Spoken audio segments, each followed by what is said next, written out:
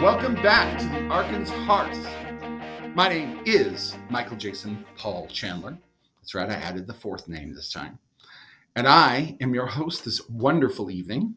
With me today is my brother from another mother, Thorn Wolf, owner of Arkan's Juice Tavern and Arkan's Hearth Gaming. Come see us. Come see us. Buy cards. We are finally reopened. We are reopened. We have been for weeks by the time you hear this. Yeah, absolutely. But I'm excited because this is the first time I'm hearing people actually playing games on the other side of this wall. Like, it's really nice. Yeah. And to my right... The Pixie. I don't have anything to say this time. And to Pixie's right. Oh, yeah. Yeah, she doesn't actually introduce you. Right. Thanks. The Ginger. I am designing Thorin as a pony on Ponytown. Yay. Okay. Yep. God, I love being old. I don't know what He's that got is. blue I have and no green idea hair. what that is either. Yeah, no, I'm old. I saw it and I still don't understand what Thank it is. God for my gray hairs. I can teach you guys. Oh, I don't. I don't No, we're good. know. I'm good. They deleted all my ponies. I'll stick to my, online game. You know, I'm sorry about your ponies. Yeah, you it's have really my. sad. I really liked those ponies. I have a Freddy Fazbear pony and a Jake the Dog pony. I'll stick to my Fortnite and, Fallout 76. It's hilarious that Thorin goes, I'm old, but I have Fortnite. Oh, God, I'm so old because I'm writing a book. So anyways, I don't know. I'm not doing everything on That's how you know you're old. You start writing books. Writing a book, watching documentaries about Jokes World on War you, II. I've been writing a book I thought since I was writing a 15. book in There you high go. school. My daughter finished her Yeah. the first draft of her book when she was 12. Nice. She's working on the second draft right now. All right. Yours have fairies and or smut. No. Then we don't. Hey! Then it's They do not. Don't irrelevant. point at me. Mine No smutty is not fairies, no. about smutty fairies. Yours is about smutty fairies. No, mine's I not. totally want to It read definitely is. yours. Yeah. Okay. It is All not. right. So Mine- welcome. Can I tell you? Okay, can I go tell ahead. you real quick? I'm sorry. Go ahead. Mine's about dragons who No. are spies. And smut. No. What? I started writing this when I was an Dragon innocent little spies. teenager that They're didn't know about watching you. You're a preacher's daughter. There is nothing innocent about you. I met Corman. smut. Not anymore. Oh, I imagine I when met you. Corman. Never mind. There's nothing. Never mind. Anyway. Okay, so to the preacher's daughter, to the ex-Mormon, to whatever the hell Thornwood Wolf is. Thorn. That's my new name. Thorn Woodwolf. Oh, God. Wait, no. Let's not do that. That actually sounds really bad. No. We got- we're cutting that out, His right? nickname is Leather Daddy. So We're cutting this all out, right? I don't know till I do it. Sometimes I do, sometimes I don't. Kind of depends. That's why I say be careful what you say. I have no idea what I'm going to cut out. So today we are going to start a new series. These are going to be episodes that we do about one every 10 episodes, I think. And they are our Heroes series. The idea behind this, folks, is that one of your wonderful podcast hosts will choose someone that they loved, that they were inspired by, that changed their lives, a normal human being. Not all heroes wear capes, as they say. Somebody important in their lives, and we will present a story about that person's wonderful life. Then you, our wonderful listeners, will get to hear about somebody you may have never heard of from a million miles away that you've never would have known about, especially in this case that my hero has passed away. But he had an amazing life and was an amazing person. And I think that you will enjoy hearing about him and his life. Also in the future, I'd love to see people drop comments of people that we might want to cover in the Heroes series, get information so that we can present on that person. Right now we're going to stick with local people for the most part, so the Four Corners area, but we might branch out in the long term. I would really like us to do a memorial episode about my dad. Mhm. Because he did a whole lot for the community, for everybody. He was a fire chief for 21 years. It helps he's one of my heroes. Well, no, and that's what this is about. This is about people who mattered, and the whole world would never know they mattered, but they did amazing things, and they did amazing things for people, and they did matter. Mm. And I don't know about you, but hearing stories about people, in documentaries, in podcasts, I'll hear stories about people I've never heard their name before. I've never known anything about them. If I hadn't listened to that podcast, if I hadn't watched that documentary, I wouldn't have known. And sometimes I feel enriched by that. I learn about different cultures. I learn about different, situations. I think that enriches my life to know more about people, and it makes me feel closer to human beings, because sometimes, especially in our world, we get far away from each other. so that's a lot of what this is. And I'm starting it out because, hey, I started the podcast, Nanner Nanner. When we get to the episode about Pixie's dad, we need to all eat Swedish fish in his memory. Oh, I hate I'm a- Swedish fish. I will eat your Swedish fish. I am diabetic. Please don't. Then I'll eat your Swedish fish. Okay. You and I will eat Swedish fish, and we will look at them judgmentally the entire time. You cannot see us. This is radio, folks. Stop Jason, using what's it. your favorite color? My favorite color is teal. Cool. We can continue with the podcast. All right. All right. Darn. So starting the series today on our Heroes series, our first hero is a man that went by the name Dr. John Maxwell Brenner. John was born November 25th, 1930 in London, England, to Harold Isaac and Judith Brenner. His early childhood was shaped by the sounds of sirens and fear and bombs. The Nazi Blitz was not history to him. It was a constant fear that haunted him for the rest of his life. His parents made the difficult decision to leave England and escape to America. His father gave up their family home and a successful business to escape Nazi attacks. John was a boy, frightened and unsure, but his father tried to give him hope. He told him they're going to America, going out west, knowing that John loved American Westerns. Young John became excited that he might get to see real Indians, like the kind he'd seen in the movies. But when he did see Native Americans for the first time, he admitted that he was a little disappointed. They didn't look like the ones in the movies at all, and they were not nearly Italian enough. That's a joke, folks, because in the old movies, Native Americans were often played by Italian people. Yeah, they didn't hire actual Native Americans. No. I grew up watching old westerns with my mom. Well, and actually, what's cool about that is, and we're going to talk about this later, but, John saw Native Americans for the first time, and he was like, that's not right. Where are the feathers? Where's the body paint? That dude's wearing a flannel. Seriously. He said, dark-haired, long-haired dudes in flannels with dark skin, and it wasn't what he was expecting. But the irony is, later in life, he would spend years as a doctor working with the Native American population and learn to speak fluent Navajo. Oh, that's cool. So we'll get to Nice. that. When they arrived in California, John and his mother were allowed to stay, but his father was shipped back to England because men were being called to fight Germany. Most people would have accepted that. Harold Brenner did not. He escaped England again and made his way back to America to be with his family. An American caseworker reportedly said that any man willing to cross the world twice to be an American deserves a chance. That compassion allowed the family to stay. John never forgot that kindness and felt a deep connection and patriotism to America, even being an alien. And later, he would become an American citizen proudly. When the Korean War came, John served from 1950 to 1952 as an Army MASH unit medic. Those units lived in the space between life and death. Decisions were fast, resources were limited, and creativity sometimes meant survival. John told me a story once from his days in Korea about a dying soldier that needed plasma, but they didn't have any left. Waiting wasn't an option, so John and the other medics improvised. They filtered coconut water that they had been experimenting on and administered it intravenously. So, what made the coconut water work? So Yeah, no, I'm very interested in this. So coconut is a crazy thing. Coconut water, the electrolytes, the salts, the chemistry mix is actually closer to plasma than you'd think. It's not the same by any means, but it is definitely the right kinds of sugars. It's an interesting mix. And so feeding this to this man intravenously kept him alive. It did not, it didn't replace the plasma he needed. It stabilized him, and it kept him alive until they got more plasma. On the discharge paperwork, John wrote that this man was officially part coconut. I love That's that. actually super. Well, that was John. He would save your life, and then he'd make a joke. And that was just John all the way. Humor was never disrespectful to John Brenner. It was how he kept the darkness from swallowing the light. After the war, John moved forward with purpose. He went to medical school and earned his Doctor of Osteopathy degree in 1952. Later, he earned his MD at 1962 UC Irvine. What is that degree specifically? Osteo, so bones? So it's osteopathy. It was just another kind of doctor, and they don't really do. It's called a DO, and he was just a doctor of specific osteopathy. I don't know what the word osteopathy means. I am not a doctor. It's something we can look up, but Google it. John kind of explained to me once upon a time that he did go to medical school between 1952 and 1962, and that he did get an MD. But it was like his wife said, he was kind of grandfathered in because he had the DO. He had done the equivalent of what you needed for an MD. Right. So they just kind of said he was an MD.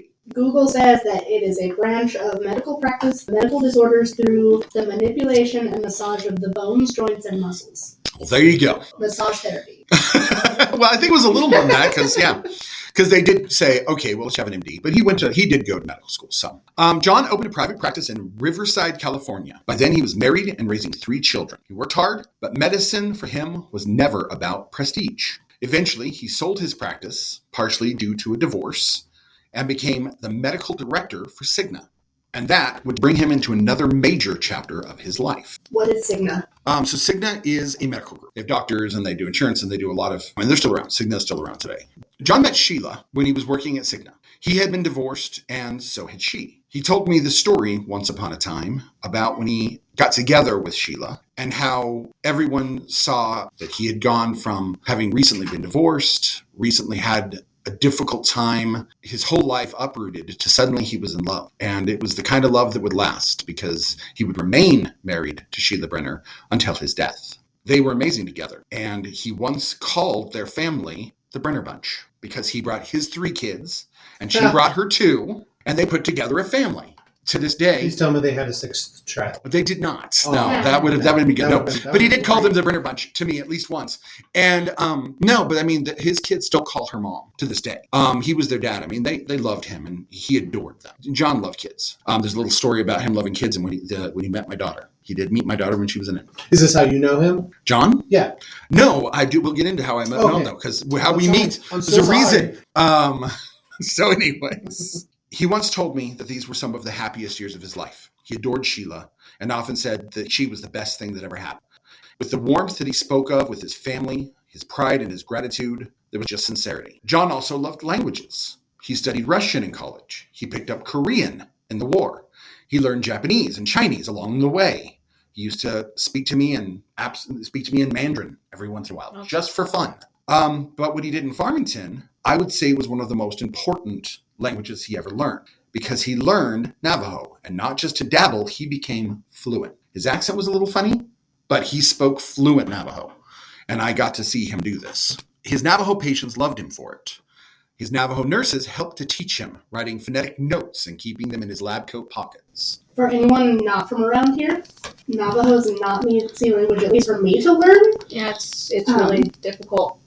It's got a lot of very different. It's considered one of the hardest languages to learn. And it's a lot of noises that you don't usually. Well, and you guys know that Navajo was used as the code language for World War II. That's the Navajo code talkers, and Which we might cover on a different episode. I would love to. The last one did pass away, so maybe if we could get some family members, it would be wonderful to rep. They were super cool. But as someone who's tried to learn Navajo, it's not easy. I tried to learn no. in high school, and then I gave up, and now I work at a restaurant, and I have a lot of regulars that are traditional, and they speak the language, and there's these 2 old aunties who try very hard to teach me the words, and I don't sound like I'm saying words when I try to pronounce what they're teaching me. Well, and it's it's a language that it doesn't follow any of the rules of French, German, Latin. I mean, it's very different, and when the code talkers worked in World War II and they did, they of course spoke Navajo, but they spoke it in code. They never got close. So in elementary school, junior high, and high school, there were 2 different language classes you could take. Yep. And that was Spanish or Navajo. I could not get either one of them. Spanish shouldn't have been that hard. Worked. Okay. So you weren't like John walking around speaking 5 languages? No. Pixie, did you ever take a language class? No, was I supposed to? It used to be a requirement. It used to be a requirement. Yeah, I took Latin. Still a requirement? Yeah. Was it a requirement as of 2019? Because I never took a language When class. I went to high school, they required. Is that when you I graduated? I graduated in 2020. Sorry. Oh, she graduated. The only reason I graduated So, was wait, That's hold not on. the money that I graduated? Real quick. Let's all say what year we graduated in. Ginger. 2020. 2020? 2019. All right. 2005. I was 3. 1997. I was not 5 yet. Yeah. You were not a I thought. was not even a fetus. You know what? I want different. No, I totally. That's why I wanted you guys here. Is I want the different perspectives.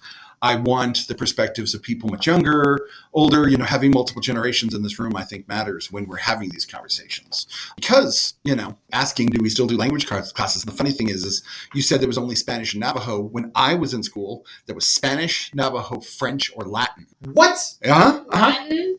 When I was in I spoke Latin. Yeah, the Latin teacher was a D&D judge. He was a Don't get me wrong. dungeon master. I know a little here and a little there and a little like a little of each, but I don't have enough to make a. I know when you're talking bad about me. Let's put it that way. Oh, yeah. In what language? And Several. Well, that it's because you see people's in, faces. in Navajo and in Spanish, I know when I'm getting cussed out. Don't do a stupid dance, Pixie. Don't. Oh, what? No, nobody could see a stupid dance. We're I not supposed to mention it. I apologize. Everyone Pixie's doing a stupid dance. Go ahead. My high school in Utah also had French as an option, not Latin. I wanted to learn Latin, but they told me it was a dead language and didn't matter anymore, and I was still butthurt over it. Yeah. But I took 3 years of Spanish, and I can understand what people are saying if they talk slow enough. Yeah, I took a year of Latin in high school, and the Latin teacher was a dungeon master That's it. who would recruit kids out of his classes to play D&D on the weekends. That's so cool. Yeah, he was a good guy. Yeah, I can't remember his name, but he was a good guy. And then we had a German teacher, too. Where was this? We had a German teacher, too, Farmington High. Probably gone by the time I got there. Well, yeah, I'm old. We've established that I'm old. In 1892. Well, I was born in 1978. I went to high school and graduated in 1997. Does it help you feel better that my parents are older than you? Oh, yeah, makes you. Nah, whatever. Calm down, boomer. I'm not a boomer. I am Gen X, which means we are incredibly violent. You might not want to push it. We have gone so far off the rails. Yeah, Yeah. wait. I'm Okay. so sorry. Get back on the road. No. All right, so going back to John. John learned Navajo. And he did this partially with the support and help of his nurses because he would often hire Navajo-speaking nurses, which were usually Navajo, or as the tribe actually is called, the Dene. The Dene, and he would have Dene nurses who would help him by writing notes of statements or things that he needed to say to patients. They would write these little notes and they would stick him in his pockets, and they would have these like phonetic notes. And some of the ones that his wife found in his lab coats when she went to clean them are as follows: pee in bottle, take this to the lab, take this to the pharmacy, explanations for x-rays. All of these nurses just knew that it was important for him to communicate with his patients in their language, to meet people where they're at and show them respect. John became a senior aviation medical examiner, member of the Civil Aviation Medical Association, member of the Aerospace Medical Association, chief of staff at San Juan Regional Medical Center here in Farmington in 1993. A lot of people don't know that. Member of the American Association of Medical Review Officers. He was also a medical director for Presbyterian Medical Services and worked in multiple hospices as their primary doctor. But if you asked him, he would not tell you his titles. Often he would just tell you that he's a old-fashioned country doctor.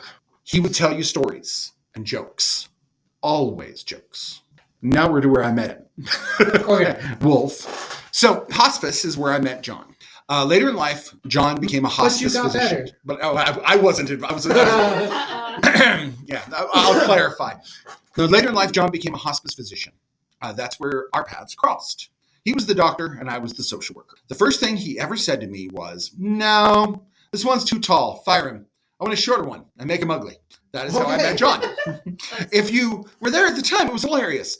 No, and I froze because I'm meeting the doctor for the first time. They're like, "Oh, we've got a doctor, we've got a medical director. Come and meet the medical director." And I walk in, he takes one look at me, and he looks me up and down a little bit. And he goes, "No, this one's too tall. Fire him, get another one, make him ugly."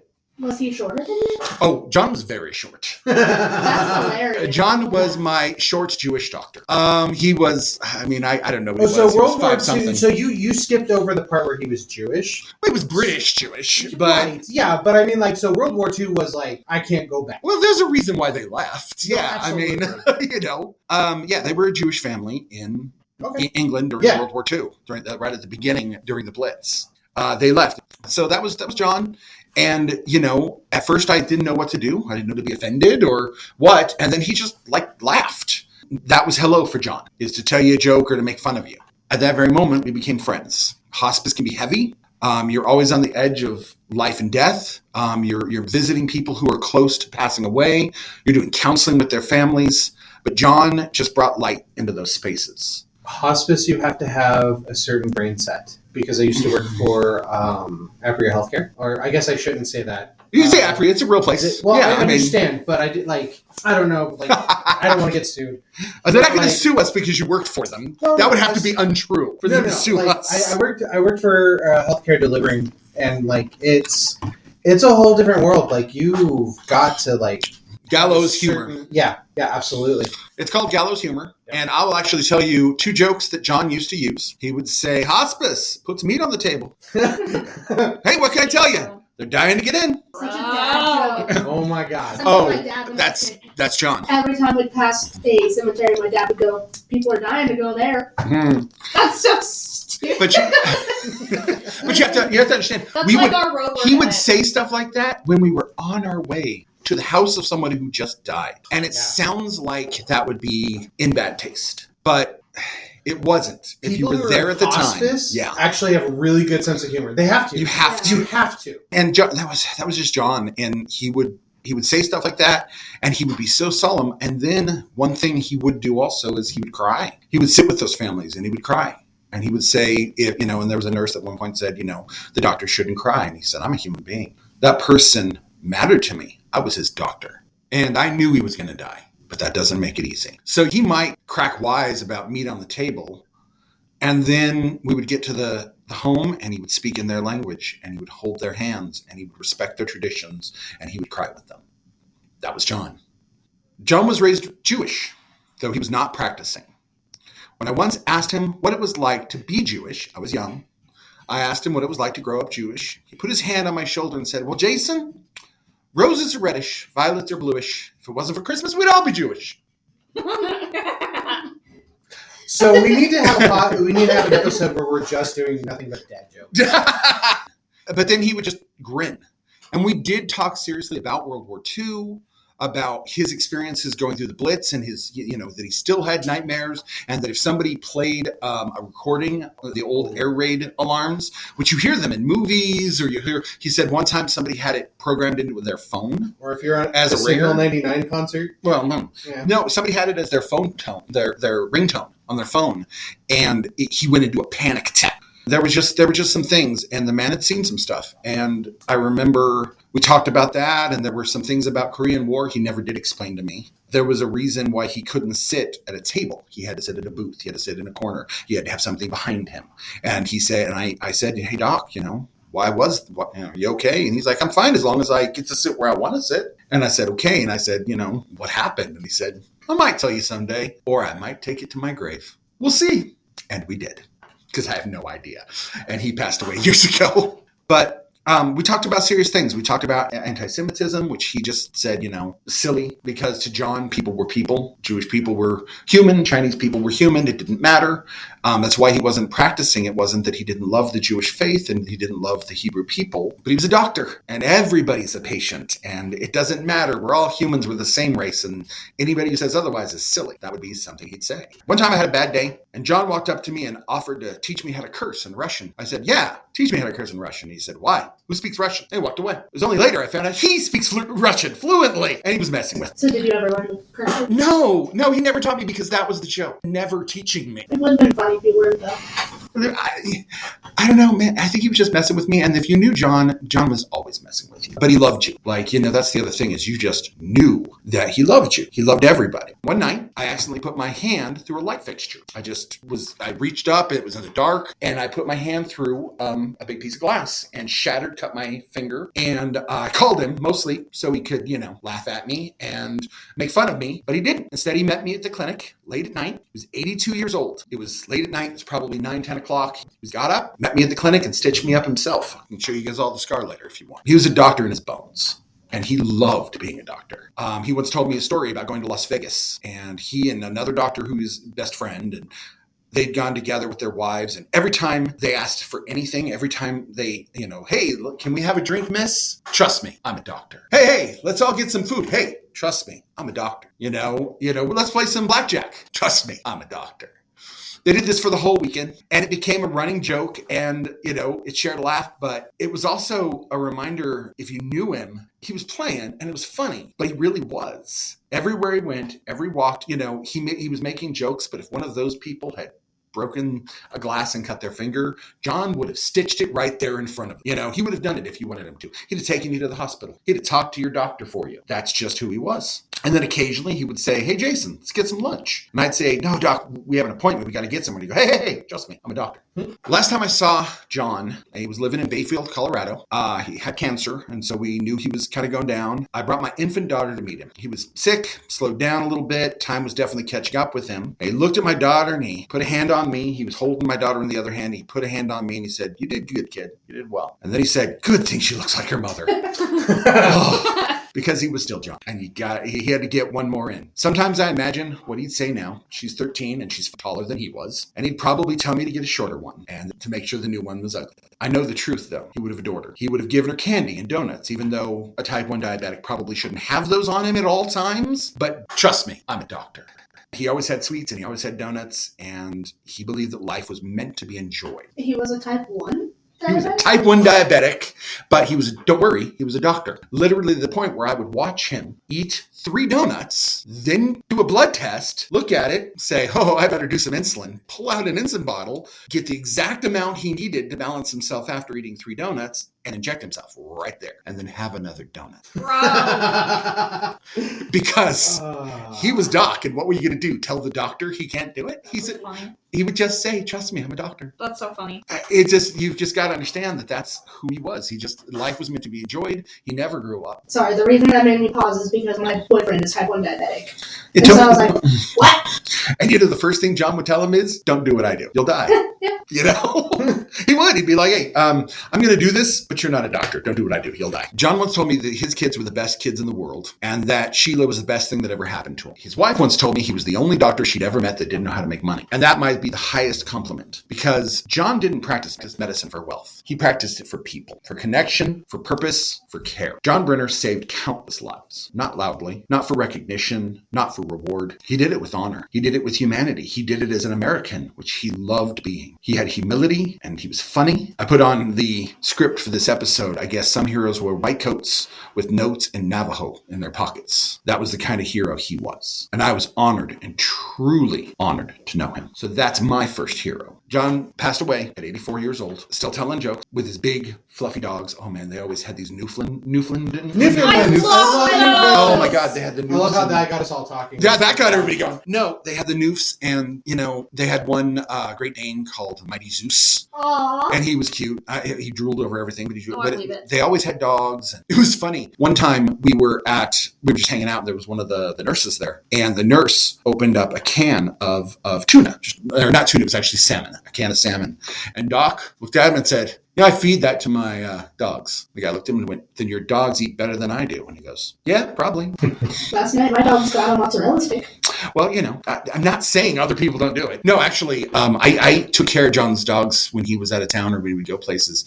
And it was a crazy, okay, get this much hot water, mix it in with the hot water. We have this much wet food, this much dry food. Then you slice a piece of cheese, you put it in the food. Then you put them in specific places for each dog. Sounds like something Pixie would do for their dog. Hey, don't you bring Peekaboo into this. I believe it. Don't bring her into this. I mean, that's for John, that was his dogs ate as well as he did. I'm putting it on the record for everyone to know. Peekaboo is a very sweet puppy, but also very spoiled by Pixie. She's my child. Just like my dogs are my She was my graduation present, and apparently I shouldn't have even graduated because I didn't take a language class. I mean, you went to Bloomfield, they probably didn't. I shouldn't have graduated anyways. I think they felt bad because my mom's in the hospital, if I'm being honest. Isn't that horrible? I can vouch for that, I was there. My mom had a benign brain tumor when I was in. Oh, wow. It really scary. Spooky. Really scary. Yeah, no kidding. Well, on that note. Yeah! So that was our first episode in our Heroes series. Stories of real people who made the world better just by being who they were. Thank you very much for listening. Thank you for joining us. I do hope that you enjoyed this. And if you did, please let us know. This is kind of an experiment that I wanted to do. It kept my co-host's pretty silent, so I don't know what to tell you about that. Maybe We were listening. Yeah, I was very nothing funny interested. to say in a lot of it. We couldn't Like- add to it and like ruin your. Well, you can story. have opinions. As a type 2 diabetic, I want to know how he did all this. And the No, you coconut don't. No, water. listen. Trust me, you die. As Probably. as the girlfriend of a type 1 diabetic, I want to know how. No, he did yeah, no. I mean, He was a doctor. Trust him. and Well- honestly, there was just like a level with John. It's not that he had a death wish or anything. That's not what I'm saying at all. But He died at He 84. Like, no, he didn't No, have a He death lived- no. He lived life on the edge. I mean, and to an extent, I think that like escaping the Blitz and going to Korea, and he was a doctor for over 50 years. I think that he just lived a life that was extraordinary, and it was different than what other people really, we don't really have those experiences. So I just think that he kind of said, "Who cares?" Man, I kind of want to put coconut water on the menu now just to have it. Because, Do That'd be cool. right? Make a Dr. Brenner special. Oh, That'd my be cool. gosh, yeah. That'd be cool. No, I mean that's. We'll call it the doctor. Well, Not to mention, you should have it because it's great for hydration, folks. It Well, yeah. hydrates better than water and better than Gatorade. Well, genuinely, there was this one time I was at work and I had fainted, and they were asking me if they needed to call an ambulance, and I was like, "No, I'll be okay in like 20 minutes. Give me 20 minutes." And this customer from the store comes over and he's like, "Here, drink this," and it was a coconut water, Mhm. and I drank it, and I was back up within like 5 minutes. Right. Like, It hydrates better than Red Bull. Yeah. look, Pixie has a Red Bull problem, guys. Pixie does not have a Red Bull problem, guys. Pixie is a Red Bull problem. I'd say something, but I had to work a full day before doing this, so I did just slam a Red Bull. So I'm not going to judge. But hearing that Dr. Brenner passed away at 84 actually Yeah. helps me feel better. Right. When you have something chronic, my wife has severe back problems. She has rods and cages and all sorts of stuff. She had a broken spine at one point. Your life could end quicker. However, it may not. Depending on how you live, depending on luck, genetics, the roll of the dice, how you live, the choices you make. Type 1 diabetics live to be very old, and they live great lives. My grandfather, Kaiser, actually lived to be in his 90s. I think COVID's the only thing that took him out in 2020, and he went through World War II. That's a whole nother story. Let's just say World War II was a civil war, and Grandpa was on this side. Okay. Yep, that's all I got to say about that one. So, thank you for listening. Please like and subscribe. And Do all the things. do all of the things. If you have comments, we'd love to hear what you thought of my man John, who I miss every day. And if you're ever in town, come see us at Arkham Shoe Tavern. Yeah, well, we can talk about your favorite hero. John was the old guy in my group, and there's nothing wrong with that. Don't forget to be a John. Don't forget to be. Wait, What? don't word it that way. Wait, no. Why? What did I say? Have you never heard of? You said don't forget to be a John. I mean, don't forget to be a Dr. Brenner. Maybe Johns are beyond being. Some people refer to toilets as Johns. Oh, well, Other people will refer to I get shit on all the time anyway. And other people might refer to the proprietors of Ladies of the Night. Nope. Good night, everybody. We're editing all this out. Good night, everyone. Okay, bye. Okay, love you. Bye. Bye. Good night.